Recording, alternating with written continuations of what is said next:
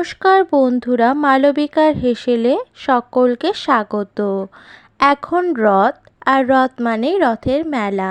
তাই আমি আজকে আপনাদেরকে তৈরি করে দেখাবো রথের মেলার মতোই চিকেন কিমা ঘুগনি। তার জন্য আমি 200 গ্রাম বুটকে এখানে ভালোভাবে ধুয়ে জলে ভিজিয়ে রেখেছিলাম 8 ঘন্টা।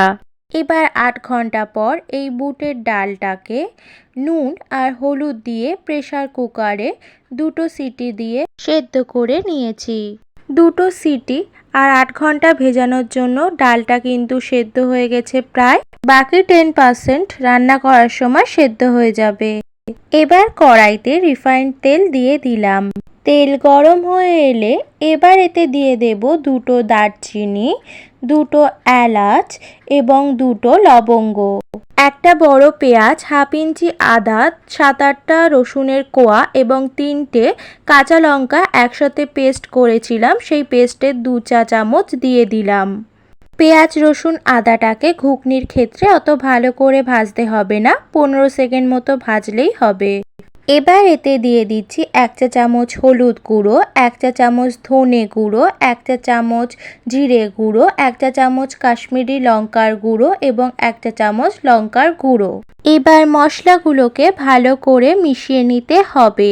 এখানে রান্নাতে তেলটা একটু কম হয়েছে, তাই আরেকটু রিফাইন্ড অয়েল অ্যাড করছি।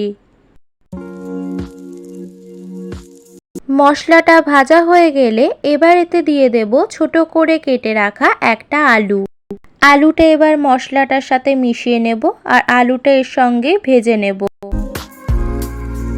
এবার এতে একটা টমেটোকে ছোট করে কেটে দিয়ে দিলাম।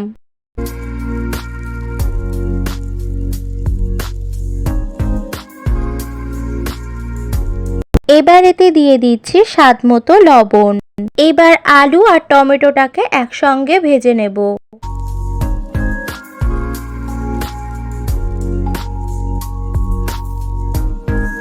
এবার এতে মাংসের কিমাটা দিয়ে দেব।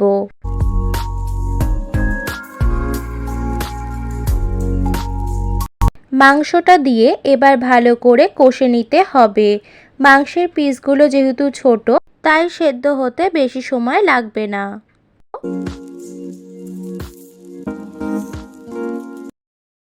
এখনো পর্যন্ত রান্নায় কিন্তু কোনো জল দেওয়া হয়নি, এটা তেল বেরিয়েছে রান্না থেকে। দিয়ে দিলাম 1 চা চামচ চিনি।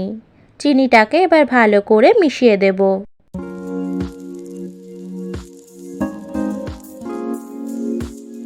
এবার দিয়ে দিচ্ছি নুন হলুদ দিয়ে সেদ্ধ করে রাখা বুটের ডালটা। বুট সেদ্ধ করার সময় যে জলটা ছিল সেটাই যেহেতু দিয়েছি, তার জন্য আর হাফ কাপ মতো জল আমি এখানে এক্সট্রা দিচ্ছি।